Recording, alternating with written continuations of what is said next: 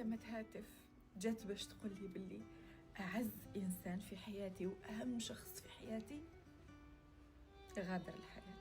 من قبل توفى أبي الله يرحمه.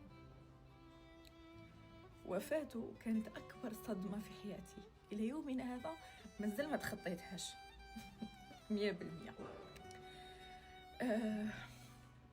خلفت وراها دمار شامل، جراح كبيرة، حزن عميق، ألم لا يوصف. ألم الفراق هو أصعب ألم يقدر يحس به الإنسان، وأغلى شيء أنك تفقد أب ولا أم ولا ابن ولا لهذه الدرجة. ألم الفقد الصعيب.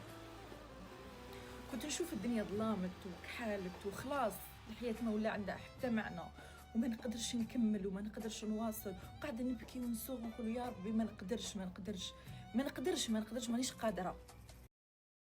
عامين كبروني، كبرت على كلش، وليت كل حاجة نشوفها نورمال عادية، وليت خلاص ولا عندي أنتي شوك كونتر كل حاجة في الحياة. لقيت روحي في واحد القاع مظلم عميق، ما كان معايا حتى واحد أبا راجلي حسيته تعب، ونخرج من شومبرتي هكذا كنسيب ماما تبكي، خاوتي مبحرين، حالة أشياء لا توصف، ما نقدرش نوصفها لكم ولا نحكي لكم عليها بالتفاصيل ولا باسكو فوق الوصف.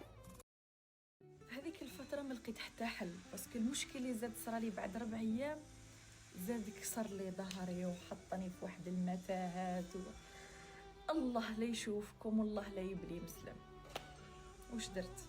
شفت بلي المصايب راهي تطيح وانا ما قدرتش وسيبون، وخي نبكي وما عرفتش منين نبدا وما نعرفش، ولي بابي يستناو والورق يستناو، كلش كان يستنى، كلش مرمي يما مسكينه في حال. دخلت للشومبرا، صليت، قريت شويه قران، وبديت ندعي ونبكي ونقول يا ربي وريلي برك الطريق منين، وريلي برك، اعطيني رساله برك، اي ميساج، اي حاجه نفهمها توريلي الطريق منين.